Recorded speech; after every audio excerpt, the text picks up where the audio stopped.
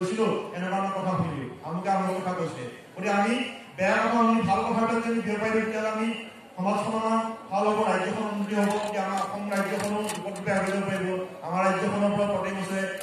IAS পোৱাৰ সংখ্যা বাঢ়িব গতিকে আমি অকল দুখ দি থাকিলে নহ'ব চৰকাৰৰ কোনো বেলেগ বস্তু নাই আমিয়ে চৰকাৰৰ অংশ আমিয়ে ভোট দি পেলাই চৰকাৰ গঠনত সহায় কৰিছোঁ গতিকে আমি আচলতে আমি নিজৰ দায়িত্ববিলাক সুচাৰুৰূপে পালন নকৰাৰ কাৰণে সমস্যাৰ সৃষ্টি হয়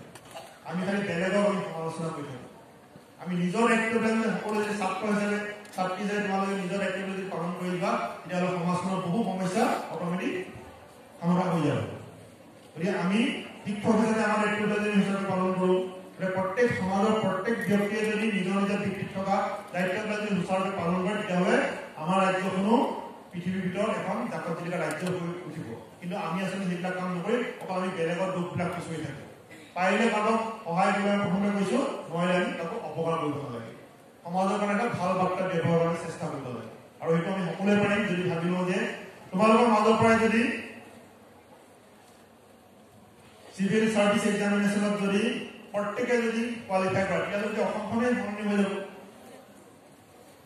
প্ৰত্যেক ডিষ্ট্ৰিক্টৰ যদি তোমালোকৰ পৰা যদি এগৰাকী যদি উপায়ুক্ত থকা আমি অসমখনে সলনি কৰিব পাৰিম এতিয়া সঁচা কথা ক'ব গ'লে প্ৰত্যেক জিলাতো আমাৰ অসমৰ পৰা নাই উপায়ুক্ত বাহিৰৰ ৰাজ্যৰ পৰা আহি আছে গতিকে আমি ভাৰতবৰ্ষতো আমি কণ্ট্ৰিবিউশ্যন দিব লাগিব অকল অসমত থাকিলে নহ'ব ছায়েন্সৰ ক্ষেত্ৰতে হওক মেডিকেলৰ ক্ষেত্ৰতে হওক ৰিচাৰ্চৰ ক্ষেত্ৰতে হওক এতিয়া আছে আমাৰ গুগলতো অসমৰ মানুহ আছে ইছৰোতো আছে চবতে আছে বিভিন্ন IITতো আছে ইংলিছতো আছে আমি সকলোৱে ভাৰতবৰ্ষতো আমি কণ্ট্ৰিবিউশ্যন দিব লাগিব কিন্তু আমি অসমখনৰ ৰাজ্যখনৰ কথাও ভাবিব লাগিব এতিয়া বহুতে কি হয় চিভিল চাৰ্ভিচ এক্সামত কোৱালিফাই কৰাৰ পিছত অসমক চিলেক্ট নকৰে অসমখন বেকৱাৰ্ড কিন্তু বেকৱাৰ্ডটো ফৰৱাৰ্ড কৰিবৰ কাৰণে আমিতো চেষ্টা কৰিব লাগিব গতিকে সেইটো কথা আছে গতিকে তুমি তোমাৰ ক্ষেত্ৰত মই কওঁ যে ছাত্ৰ হিচাপে ছাত্ৰী যে তোমাৰ প্ৰধান দায়িত্বটো পঢ়া শুনা কৰা গতিকে নিচাজাতীয় বস্তু এইবিলাক যি আহিছে সেইটো বেয়া কোনো সজাগতাৰ ক্ষেত্ৰত তুমি অংশগ্ৰহণ কৰিব লাগিব তুমি জনাব লাগিব ইয়াৰ ফলটো কি হয় তাৰ পৰা যে কোনো এফেক্ট নহয় বুজি পাইছা ঠিক আছে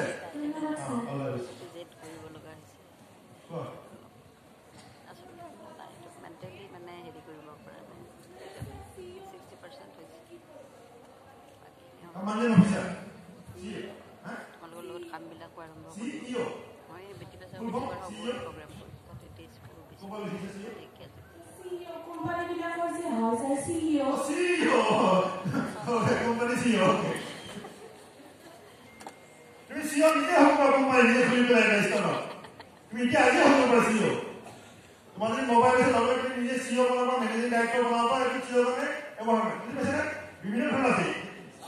এতিয়া কথাটো হ'ল তুমি মেডিকেল লাইনৰ পৰা গৈ চিও হ'ব পৰা ইঞ্জিনিয়াৰিং পৰা কলা হ'ব পৰা মেনেজমেণ্ট কোৰ্চ কৰিব পৰা কমাৰ্চ কোৰ্চ কৰিব পৰা অসম চলে চিও এতিয়া বিভিন্ন পৰিশ্ৰম কৰি চিও হ'ব পৰা বুজি পাইছেনে এতিয়া এনেকুৱা নহয় তুমি পঢ়া শুনা নকৰিলেও চিও হ'ব পাৰিছা তুমি এতিয়া অষ্টম শ্ৰেণী পাছ কৰিছা নৱম শ্ৰেণী পাছ কৰিছা তুমি নিজে কোম্পানী খুলিব পাৰা বুজি পাইছা এইটো মানে কোনো ধৰা বনাই মানে চিও হ'ব কাৰণে কি হ'ব লাগে বুজি পাইছা আৰ্ট চায়েন্স কমাৰ্চ ধৰণে চিও বুজি পাইছা কি কথা কৈছোঁ তুমি কেনেকুৱা ধৰণৰ অৰ্গেনাইজেশ্যন খুলিব বিচাৰিছা কোম্পানী হ'ব বিচাৰিছা বেলেগৰ আণ্ডাৰত গৈ পেলাই চিও হ'ব বিচাৰিছা নিজে কোম্পানী নিজে চিও হ'ব বিচাৰিছা মেনেজিং ডাইৰেক্টৰ চিও তুমি নিজেও হ'ব পৰা বেলেগ অৰ্গেনাইজেশ্যনৰ আণ্ডাৰত হ'ব পৰা তাৰ কাৰণে কি লাগে আৰু এটা কথা এতিয়া বহুতে কি হয় এই ইনফৰমেশ্যনটো পাইছা কিবা এটা খবৰ পাইছা বেলেগক নজনো যে অকল ময়ে হওক মই কোনো অকলে কোনো আগুৱাই যাব নোৱাৰে তুমি ক্লাছৰ একেলগে বেঞ্চত 5 মিনিট বহা একেলগে বহিছা 5 বছৰ 10 বছৰ পিছত কেতিয়াও লগ নাপাবও পাৰা গতিকে যিমান পাৰে ইগৰাকী সহায় কৰিব লাগে তোমাৰ নম্বৰটো কোনো কাঢ়ি দিব নোৱাৰে পৰীক্ষাত তুমি লিখিবা তোমাৰ নম্বৰ তুমি পাবা এতিয়া মই যে ৰেকৰ্ডিং কৰিব লৈছোঁ মই লিখিব দি দিম মোৰ কথা কোনো কাঢ়ি নিদিলে কোনো বেলেগে কাউন্সিলিং কৰিব নোৱাৰে এতিয়া বহুত আছে তেনেকৈ মই দেখা নাপাওঁ কোনে কেনেকৈ কাউন্সিল কৰে মোৰ কথা হ'ল যে আমি এই কথাটো জনাই দিব আছোঁ তুমি নিজৰ টেকনিক তুমি নিজে ইউজ কৰিবা গতিকে তুমি চিঅ' হ'বৰ কাৰণে বিভিন্ন উপায় আছে তাৰ কাৰণে হ'ল টিমত কামটো কৰিব লাগিব কাৰোবাক বিশ্বাস কৰিব লাগিব কেপাচিটি লাগিব এতিয়া কিছুমান নিজে কোম্পানী খুলিব হ'লে ৰিস্ক ল'ব লাগিব খাবলৈ প্ৰথমতেতো নাহিব ন এইটো প্ৰফিটো নাহিব মাৰ্কেট চাৰ্ভে কৰিব লাগিব কেনেকুৱা ধৰণৰ কোম্পানী খুলিবা তোমাৰ অঞ্চলত কি নাই কেনেকুৱা ধৰণৰ কোম্পানী খুলিলে মাৰ্কেট চাৰ্ভে কৰিব লাগিব প্ৰজেক্ট ৰিপৰ্ট বনাব লাগিব তাৰপিছত বনাই পেলাই স্কিল মেন পাৱাৰ ক'ত পাবা নন স্কিল মেন পাৱাৰ ক'ত পাবা তোমাৰ প্ৰডাক্টটো ক'ত চেল হ'ব মাৰ্কেটিং কেনেকে কৰিবা ডিজিটাল মাৰ্কেটিং কৰিবা নে প্ৰিন্ট মিডিয়া দিবা নে ইলেক্ট্ৰনিক মিডিয়া দিবা নে তোমাৰ নেটৱৰ্ক নাই এজ অফ নেটৱৰ্কিং তোৰে যিমান পৰা নেটৱৰ্ক বনাব লাগিব এলুমিনি নেটৱৰ্ক হ'ব পাৰে ফেমিসাইবল নেটৱৰ্ক হ'ব পাৰে তোৰে সোশ্যাল মিডিয়া ইউজ কৰা দিব কোনোবাই আদে বস্তু তেনেকৈ সোশ্যাল মিডিয়া ইউজ কৰা যদি একাদশ শ্ৰেণী থকা কোনোবাই নিশ্চয় ইউজ কৰা আৰু তোমাৰ কম কিবা এটা সোশ্যাল মিডিয়া ইনষ্টাগ্ৰাম কাগা একাউণ্ট আছে ইনষ্টাগ্ৰাম টুইটাৰ লিংকডিন ফেসবুক और नवम श्रेणी के मोबाइल में यूज करे 10 पास तक से पैसे घर मोबाइल का লাগিব দৰকাৰ আছে আমাৰ ইউজ একনি দিয়ে অনলাইন এপ্লাই কৰিব লাগিব সোশ্যাল মিডিয়া ইউজ কৰা হলে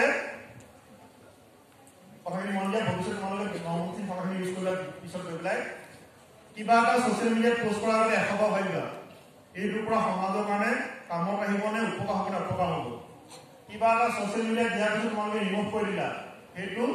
ফুটপ্ৰিন্ট এবাৰ ইয়াৰ পিছত কেতিয়াও মহাৰ খাই নাযায় পিছত চাকৰিৰ কাৰণে আবেদন কৰাৰ পিছত তোমাৰ ইন্টাৰভিউ দিয়াৰ আগতে তোমাৰ সোশ্যাল মিডিয়া তোমাৰ প্ৰফাইলটা চেক কৰিব এই ছাত্ৰীলৈ কেনে ধৰণৰ কামৰ লগত জড়িত কেনে ব্যক্তিত্ব কি কাম কেনে ধৰণৰ কাম কৰে ক্লাছত কথা হয় সোশ্যাল মিডিয়া লিংক বনাই নে বন্ধ কৰক নে ক্লাছ শেষ হোৱাৰ পিছত যেহেতু প্ৰতিটো সেকেন্ড লিখা থাকে কোনটো সময় পোষ্ট কৰিছিলা কোনটো সময় লাইক কৰিছিলা কোনটো সময় কমেন্ট কৰিছিলা কোনো তোমাক চাকৰি এনেকে নিদিয়ে তুমি গৈ পেলাই সোশ্যাল মিডিয়া কৰিব কাৰণে হয় কিছুমান আছে ডিজিটেল মাৰ্কেটিং কি সোশ্যাল মিডিয়া কাম কৰিব লাগিব কিছুমান তোমাৰ দৰমহাৰে তোমাক সোশ্যাল মিডিয়া কৰিব নিবনে তুমি যেতিয়া প্ৰেক্টিচ কৰি থাকিব মানে চলি থাকিব মনটো কৰি থাকিব তুমি চাকৰি কৰিব ক'বা সেইটো তোমাৰ ইনকাম কৰিব মন যাব কমেন্ট কৰিব মন যাব কোনোবাই তোমাৰ দৰমহা দিব তোমাক সোশ্যাল মিডিয়া কৰিব দৰমহা দিয়ে হয় সোশ্যাল মিডিয়া সাৰ্চ ইঞ্জিন কাৰণে তোমাৰ এক্সপাৰ্ট তুমি এতিয়া বেলেগ আছে পজিশন আছে ডিজিটেল মাৰ্কেটিং কাৰণে সেইটো স্পেচিফিক চাকৰি হয় এতিয়া ঠিক আছে এটা সোশ্যাল মিডিয়া দিবা তুমি গান গোৱা গানৰ ক্লিপ এটা দিয়া কিবা এটা এৱাৰ্ড পাইছা একজনৰ বেনাখন হৈ এৱাৰ্ডটো ফটোখন দিয়া তাৰপিছত তুমি কিবা এটা এনকৰিং কৰিছা তাত দিয়া তুমি কিবা স্পৰ্টছত কিবা এটা জয়লাভ কৰিছা পুৰস্কাৰ সেইটো দিয়া তুমি এনকৰিং কৰা কিবা মাতিব পাৰে তুমি এনকৰিং কৰিব পাৰে তুমি ভাল গান গালে তোমাক মাতিব পাৰে যে আমাৰ কম্পিটিশ্যনত যোগদান কৰা কুইজ কম্পিটিশ্যনত যোগদান কৰা কুইজ পতাকাৰে মাতিব পাৰে আমাৰ এটা কুইজ হ'ব তোমালোকে আহিবা তোমালোকে সেইটো চাবলৈ তোমাক কোনটো দিলে বহুতে এতিয়া ফটো উঠে নিজৰ চেহেৰাটো লয় একজনক বেনাখনৰ কথা গুৰুত্ব নিদিয়ে কিছুমানৰ বেনাখনৰ কথা গুৰুত্ব আছে তুমি ফটোৰে কথা কৈ বুলি তুমি কোনটো অনুষ্ঠানত অংশগ্ৰহণ কৰিছিলা সেই অনুষ্ঠানত ব্ৰেকগ্ৰাউণ্ডত এখন ফটো এখন লোৱা এৱাৰ্ডটো লওঁতে তোমাৰ কিবা পাৰফৰ্ম কৰোঁতে সেইবিলাক ছ'চিয়েল মিডিয়াত দিয়া ভৱিষ্যত তোমাক সেই ছ'চিয়েল মিডিয়াৰ পৰা হেল্প হ'ব পাঁচজন যদি কেণ্ডিডেট আছে চাকৰিৰ কাৰণে সকলোৱে মিনিমাম কোৱালিফিকেশ্যন চবৰে আছে তোমাৰ কিছুমান এডিশ্যনেল কোৱালিফিকেশ্যন আছে তুমি এনকৰিং কৰা তুমি গান গোৱা তুমি ড্ৰয়িং কৰিব জানা তেতিয়াহ'লে চাকৰিটো তোমাৰ এডিশ্যনেল কোৱালিটি থকাৰ কাৰণে তুমি সেইটো চাকৰি পাবা হয়তো সেই অৰ্গেনাইজেশ্যনটো হয়তো কোনো এংকৰ নাছিলে তাকে স্কুলে হওক বা কলেজত যি অনুষ্ঠান কৰিছিলে 15 আগষ্ট 26 জানুৱাৰী ফাউণ্ডেশ্যনে চব পাৰে কাৰণ এংকৰ লাগে এতিয়া অফিচত 10 জনে ক'ব যে আমাৰ অৰ্গেনাইজেশ্যনত চাকৰি ওলাই কেন্দ্ৰ আহিলে আমাৰ এনেকুৱা যে এংকৰ আহিলে ভাল লাগিব যে তুমি যেতিয়া চাকৰি কাৰণে এপ্লাই কৰিবা যিটো তাক ট্ৰেইনিং দিয়ে ল'ব এবছৰ মিনিমাম কোৱালিফিকেশ্যন থাকে সকলো ট্ৰেইনিং দিবই তোমাৰ সেইটো এডিশ্যনেল হবিটো বা তোমাৰ এই কামটো আৰু তোমাক চাকৰি কৰাটো সহায় কৰিব পাৰে এতিয়া তোমাৰ চিঅ' হ'ব কাৰণে এতিয়া কোন এটা চিঅ' হ'বা সেইটো চালিজাৰি চাই পেলাই সকলোৱে তুমি কমিউনিকেশ্যন স্কিল লাগিব ৰাইটিং স্কিলেই হওক বা কথা কয় যদি তুমি কৰিব লাগিব তুমি এজন চিঅ' হ'লে চাকৰি কৰিলেও সকলোৱে কমিউনিকেট কৰিবই লাগিব লিখাৰ যোগেদি হওক বা মুখৰ যোগেদি হওক বা কমিউনিকেশ্যন থাকিবই লাগিব গতিকে নেটৱৰ্কটো লাগিব গতিকে তুমি সেইখিনি আয়ত্ব কৰি পেলাই তুমি বিভিন্ন ক্ষেত্ৰত চিঅ' কাৰণে তুমি স্পেচিফিক এনেকুৱা নাই যে তুমি আৰ্টছৰ যিকোনো আছে চব বিষয় আছে তুমি কোনটো হ'বা তুমি যে মাষ্টাৰ ইন ছ'চিয়েল ৱৰ্কছ কৰা বিভিন্ন এনজিঅ' আছে ইণ্টাৰনেশ্যনেল ৰাইটছ আছে ৱৰ্ল্ড হেল্থ অৰ্গেনাইজেশ্যন ইউনিচেফ আছে ৰেড ক্ৰছ ছ'চাইটি আছে ছ'চিয়েল ৱেলফেয়াৰ ডিপাৰ্টমেণ্ট আছে আজিকালি চৰকাৰে সকলেও বিভিন্ন অনুষ্ঠান প্ৰতিষ্ঠানে এনজিঅ' যোগেদি কামবিলাক কৰে কিছুমান কাম আৰু তুমি সেই এনজিঅ' বুলি নিজে এনজিঅ' কিয় হ'ব পাৰা ঠিক আছে নেক্সট এটা এটা পঁচিছলৈকে আৰু বেছি টাইম নাই মোৰ আৰু 5 মিনিট আছে মই আপোনাক ল পঢ়িবলৈ কেনেদৰে আগবাঢ়ি যাব লাগিব সেইটো বিষয়ে ক'বলৈ বিচাৰিছোঁ তুমি কাজিয়া চিজিয়া কৰা নেকি কাজিয়া কৰা নাই নগল আছিলো কাজিয়া নকৰা কুইজ কম্পিটিশ্যন ডিবেট কম্পিটিশ্যন যোগদান কৰা ডিবেট কৰা এতিয়া ল পঢ়িবৰ কাৰণে আৰ্ট সায়েন্স কমাৰ্চ কথা নাই তুমি যে হাই ছেকেণ্ডাৰী পাছ কৰাৰ পিছত 5 বছৰ ইঞ্জিনিয়াৰিং ল বুলি কয় সেইটো পঢ়িব পৰা নহ'লে তুমি ডিগ্ৰী পাছ কৰাৰ 3 বছৰ ল পঢ়িব পৰা এতিয়া তোমাৰ এই জালুকবাৰী কৰ্ণাটকতে নেশ্যনেল ল একাডেমি আছে ইউনিভাৰ্চিটি এখন আছে আৰু তোমালোকৰ এই যে ক'লো যে সমগ্ৰ শিক্ষাই তাতে পঢ়ি থকা এজনৰ এটা ইণ্টাৰভিউ এটা আছে ইউটিউবত তুমি গৈ পেলাই চাবা এতিয়া ল কাৰণে কথাটো মই কিয় তুমি কাজিয়া কৰা নেকি তুমি যুক্তি দিব লাগিব ক'ব লাগিব বোলে তোমাক হাতীটো তুমি ঘূৰা বুলি ক'ব লাগিব ঘূৰাটো গৰু বুলি ক'ব পাৰিব লাগিব যুক্তি যোগে তাৰমানে বুজি পাইছানে মই সেইকাৰণে ক'লো তুমি ডিবেট কমিশ্যন তুমি যিমান পাৰে অংশগ্ৰহণ কৰা ডিবেট কমিশ্যন কৰা কিন্তু কথা ক'ব লাগিব তুমি কনভিন্স কৰিব লাগিব এইটোৱে শুদ্ধ এইটো শুদ্ধ নহয় পইণ্ট দিব লাগিব যুক্তি দিব লাগিব বুজি পাইছানে মানে তাৰ কাৰণে তুমি আৰ্ট সায়েন্স সমাজ সমানে ল পঢ়িব কাৰণে কমন ল ইংলিছ এটা টেষ্ট হয় এইটো হ'ল নেশ্যনেল লেভেলৰ পৰীক্ষা যিটো আমাৰ যদি কোনোবাই নেশ্যনেল ল কাৰণে এতিয়া জালুকবাৰী সমাজত পঢ়িব বিচাৰিছা তাৰ কাৰণে লাগিব নহ'লে গুৱাহাটী ইউনিভাৰ্চিটি আছে বা ডিব্ৰুগড় ইউনিভাৰ্চিটি আজিকালি ডিষ্ট্ৰিক্ট ল কলেজ আছে তুমি তোমাৰ ওপৰত নিৰ্ভৰ কৰি হাই ছেকেণ্ডেৰী পাছ কৰি পঢ়িবা নে ডিগ্ৰী পাছ কৰি পঢ়িবা আৰু মোৰ ফালৰ পৰা মই ভাবোঁ যে ইণ্ডিকেল লগৰ হাই ছেকেণ্ডেৰী ডিগ্ৰী পাছ কৰি পঢ়াটো বেছি ভাল বুলি ভাবোঁ কাৰণ এতিয়া ৰাষ্ট্ৰৰ বহল হৈ থাকে যিটো হাই ছেকেণ্ডেৰী পাছ কৰি পঢ়িলে ষ্টেটিষ্টিক হৈ যায় কিবা কাৰণত বেয়া লাগিলে কিবা কাৰণত যদি মন নগ'ল তেতিয়াহ'লে ৰাষ্ট্ৰৰ লগত শেষ হৈ যায় এতিয়া ডিগ্ৰী পঢ়ি পেলাই পঢ়া যায় তেতিয়া ৰাষ্ট্ৰৰ বহল হৈ থাকে এনি গ্ৰেজুৱেশ্যন কৰাৰ পিছত ইউনিভাৰ্চিটি লগ হ'লে তোমাৰ ৰাষ্ট্ৰৰ লগত পঢ়া যেনেকৈ ক'লো যে মই এনি গ্ৰেজুৱেট দিব পৰা চিভিল চাৰ্ভিচ এক্সাম বা গভৰ্ণমেণ্ট কম্পিটিটিভ এক্সাম বা গভৰ্ণমেণ্ট গ্ৰেজুৱেট লেভেল এক্সাম এই পৰীক্ষাবিলাক দিবৰ কাৰণে ৰাষ্ট্ৰৰ লগত বহল হৈ থাকে কিন্তু নাই মই একদম পঢ়িলে ল ঠিক আছে হাই ছেকেণ্ডেৰী পাছ কৰাৰ পিছতে তাৰপিছত এডুকেট লগত পঢ়িব Thank you, sir. কোৱা কোৱা দামটো কোৱা আৰ্টছ পঢ়ি লেবৰেটৰী কৰিব নোৱাৰি নেকি আৰ্টছ পঢ়ি লেবৰেটৰী কৰিব নোৱাৰি আৰু তাৰমানে অফিচিয়েলি পেৰামেডিকেল কোৰ্চ কৰিবৰ কাৰণে ছায়েন্স বেকগ্ৰাউণ্ড হ'ব লাগে কিছুমান প্ৰাইভেট অৰ্গেনাইজেশ্যনে আৰ্টছত পঢ়াবলৈ এলাও কৰে কিন্তু আচলতে ছায়েন্সৰ বেকগ্ৰাউণ্ড হ'ব লাগে লেবৰেটৰী টেকনিচিয়ান পঢ়িবৰ কাৰণে কিন্তু কিছুমান আছে নেশ্যনেল স্কিল এনেকুৱা আছে MDS national skill development council হয় তেওঁলোকে কিছুমান দিয়ে তেনেকৈ চাব লাগে কিন্তু সাধাৰণতে যিটো Guwahati university medical college Assam medical college Jorhat medical কলেজত যিটো পেৰামেডিকেল ষ্টুডেণ্ট আছে তাত সাধাৰণতে ছায়েন্স বেকগ্ৰাউণ্ড হ'ব লাগে লেবৰেটৰী টেকনিচিয়ান বা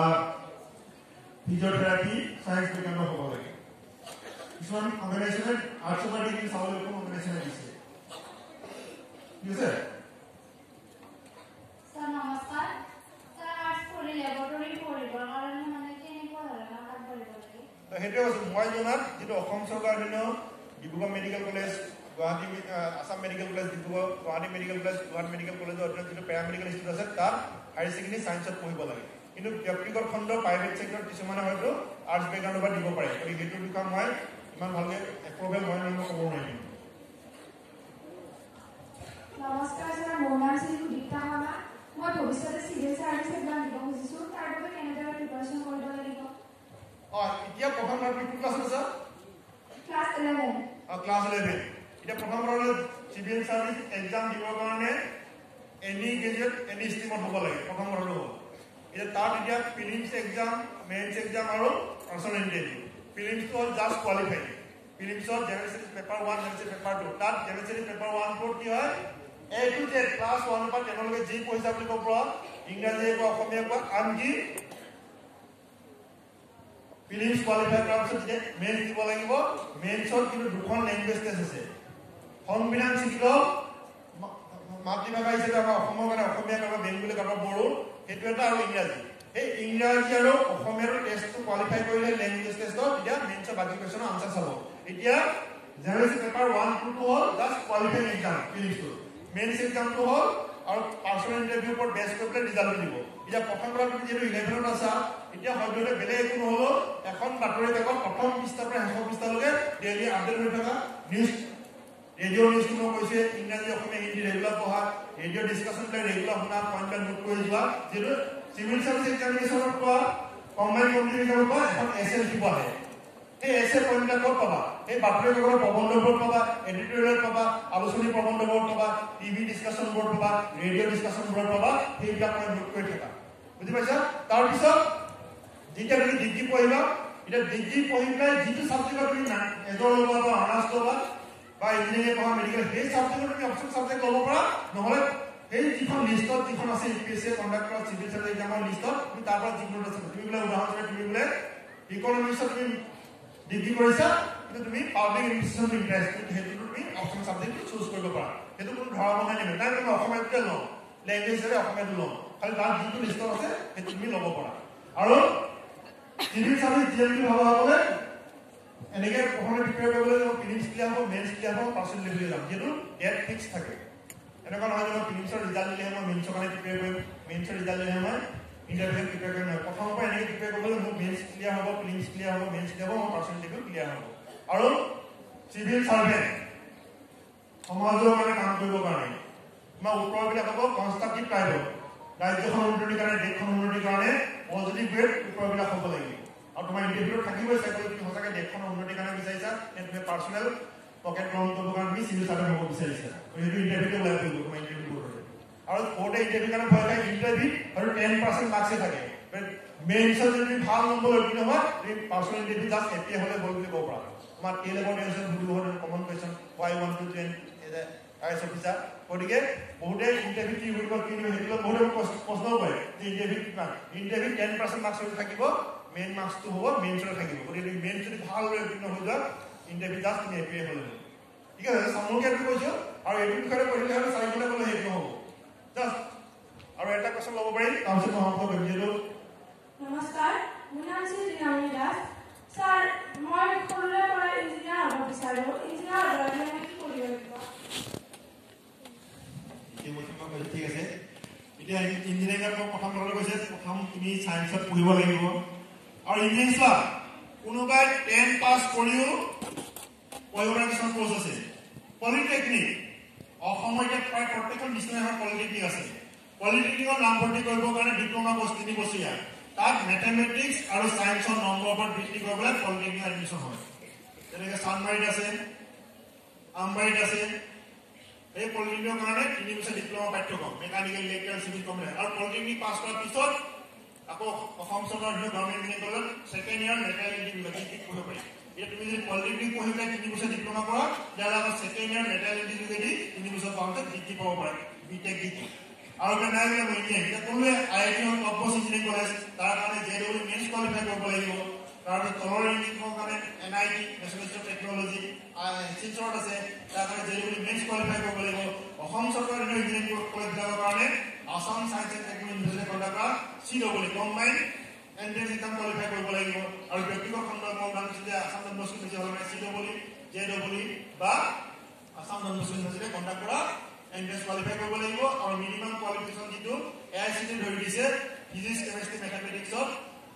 সিংগল সিটিঙত 50% মাৰ্কছ পাব লাগিব জেনেৰেল কেটেগৰী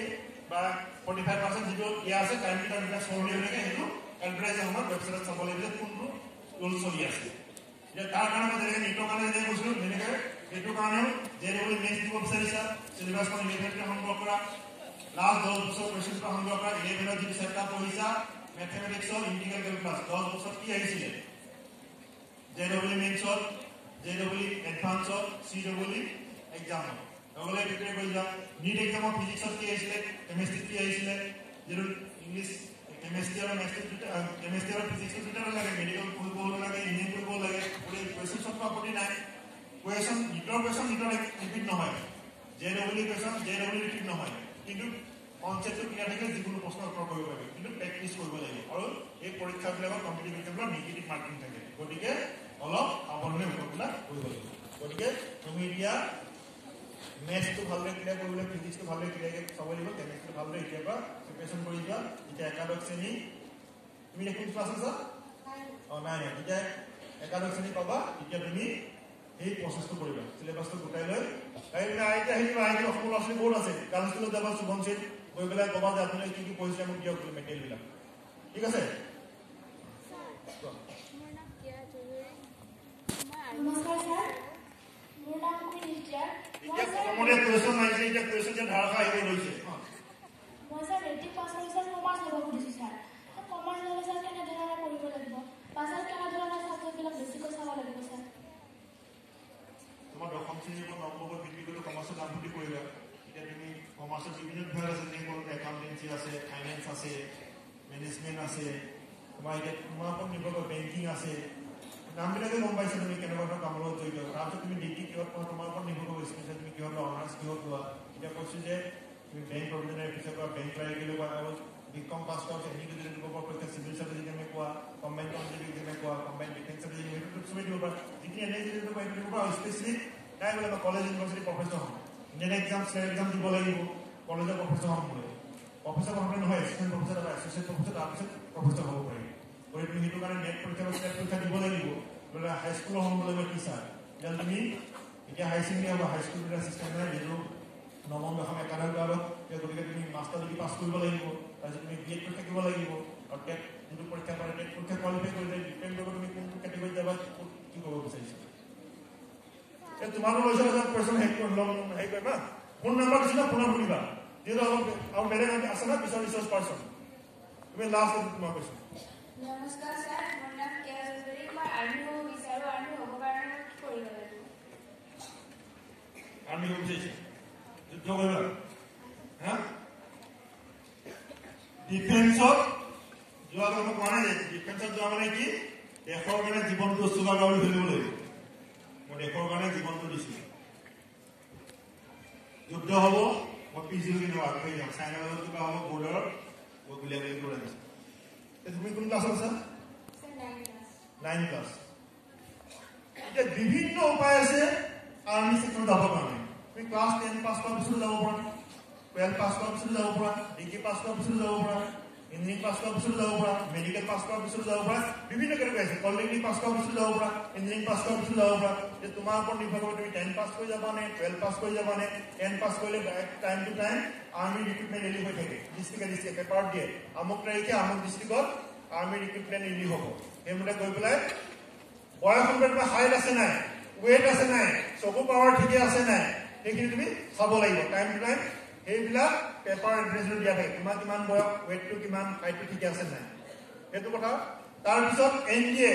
এক্সামৰ যদি আৰ্মি আছে CBS গভৰ্ণমেণ্ট ডিফেন্সৰ যদি আৰ্মি আছে তাৰপিছত ইঞ্জিনিয়াৰিং পঢ়িছা ইউনিভাৰ্চিটি এনডি আছে তাৰপৰা ফিজিক্সত MSc কৰিছা বা MA কৰিছা তাৰ যদি আছে তাৰপিছত আমি পলিটেকনিক কৰিছোঁ ডিপ্ল'মা কোৰ্চ কৰিছোঁ তাৰ যদি আমি তাৰমানে কি আৰ্মিটো চব কেটেগৰী মানুহ লাগে টেকনিকেল পাৰ্চন লাগে মেডিকেল লাইনৰ মানুহ লাগে অকল চল্ডাৰটো নালাগে আৰ্মি পাইলট লাগে বুজিলা সেইটো তোমাৰ ওপৰত নিৰ্ভৰ কৰিব তুমি কোন কেটেগৰী যাব বিচাৰিছা ঠিক আছে এটা সমাপ্ত কৰিছে যে কুৱেশ্যন ছাৰ নেক্সট ছাৰ আহি বহি আছে টাইমটো আছে না টাইমো মেইনটেইন কৰিব লাগিব গতিকে ফোন নাম্বাৰ দিছোঁ ফোন কৰিবা আজি শনিবাৰ আজিও কৰিব পাৰিবা 6টা বা 9টাৰ ভিতৰত okay wish you all the best thank U